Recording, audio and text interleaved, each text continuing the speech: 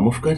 ম্যাসিডোনিয়ার রাজা great the Alexander মাত্র ৩২ বছর বয়সে তিনি পৃথিবীর অর্ধেকের বেশি তিনি দখল করে নিয়েছিলেন। ইতিহাসের পাতায় আজও স্বর্ণাক্ষরে লেখা আছে সেই বীর যোদ্ধার কথা। কিন্তু এই পরাক্রমশালী বীর যোদ্ধা ৩২ বছর বয়সে মারা যান। তার মৃত্যুর কারণ অনেকে বলে ডেঙ্গু, অনেকে বলে কারাজ্বর, অনেকে বলে থাকেন পক্ষাঘাতে মারা গেছে। কিছু গবেষক মনে করেন বিষক্রিয়ায় এই বীর যোদ্ধার মৃত্যু হয়েছে। গ্রেট দ্য আলেকজান্ডার ভারত আক্রমণ করেছিলেন এবং তিনি ভারতবর্ষে প্রায় ১৯ মাস ধরেছিলেন। তারপর তিনি যখন দেশে ফিরে যাচ্ছিলেন, হঠাৎ তিনি অসুস্থ হয়ে পড়েন। তিনি এতটা অসুস্থ হন যে তিনি আর জীবনে বাঁচবেন না। তার যেন জীবনে মৃত্যু ঘনিয়ে আসছে। সেই সময় তার প্রিয় সেনাপতিদের ডেকে তিনি তার মৃত্যুর শেষ ৩টে ইচ্ছের কথা বলেছিলেন। আলেকজান্ডার তাদের ডাকলেন, ডেকে প্রথম ইচ্ছের কথা শোনালেন। আমার যখন মৃত্যু হবে, যখন আমি পৃথিবীতে থাকবো না, আমার মৃতদেহটা যেন ডাক্তারেরা বয়ে নিয়ে যায় কবরস্থান পর্যন্ত। তারপর তিনি দ্বিতীয় ইচ্ছের কথা শোনালেন, যে পথ থেকে আমার কফিনটা বয়ে নিয়ে যাওয়া হবে, সেই পথে যেন সোনা দানা মণি মুক্তা সমস্ত কিছু ধন সম্পদ ছড়িয়ে দেওয়া হয়।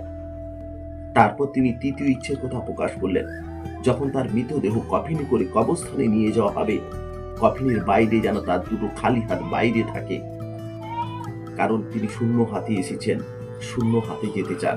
আলেকজান্ডারের সমস্ত কথাগুলো তার সেনাপতিরা শুনলেন। সবাই মুগ্ধ হয়ে শান্ত হয়ে বসে আছে। সবাই ভাবছে বীর যোদ্ধা কি বলছেন।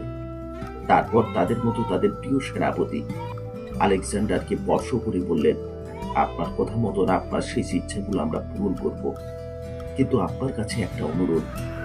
আপনি জীবনের শেষ পর্যায়ে এসে আপনি যে কথাগুলো শোনালেন তার কারণ কি? তখন আলেকজান্ডার তার সেনাপতিদের বললেন, জীবনে এমন একটা সময় আসবে, আপনার জীবনে যত সোনা দানা থাক, যত কোটি টাকা থাক, ডাক্তারও আপনার জীবন বাঁচাতে পারবে না, আর সেখান থেকে ডাক্তারও বাঁচতে পারবেন না।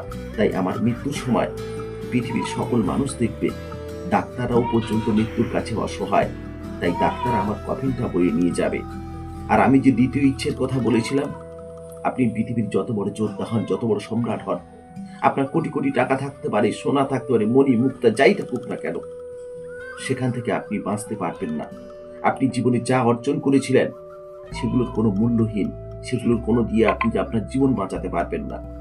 আমি সারা জীবনে যেটা ইনকাম করেছিলাম, সেই সম্পদগুলো আমি রাস্তায় ছড়িয়ে দিয়ে যাব সাধারণ মানুষের জন্য, যাতে সাধারণ মানুষ সেই সম্পদে উপকৃত হয়। আমার সোনাদান আমার সঙ্গে যাবে না।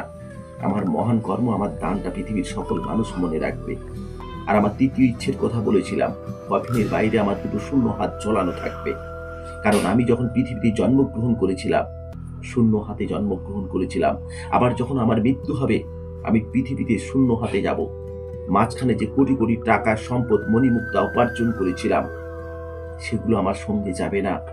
আমি যদি জীবনে ভালো কিছু কাজ করি, মানুষের জন্য সাহায্য করতে পারি, সেটাই হয়তো মানুষের অন্তরে কিছুদিন বেঁচে থাকবো। কিন্তু এই সম্পদ টাকা পয়সা কিছুই সঙ্গে যাবে না। তাই শূন্য হাতে এসেছি, শূন্য হাতে যেতে হবে। এই পৃথিবীতে জন্মিলে মরিতে হবে। অমর কোনো মানুষ পৃথিবীতে রবে না সারাটা জীবন।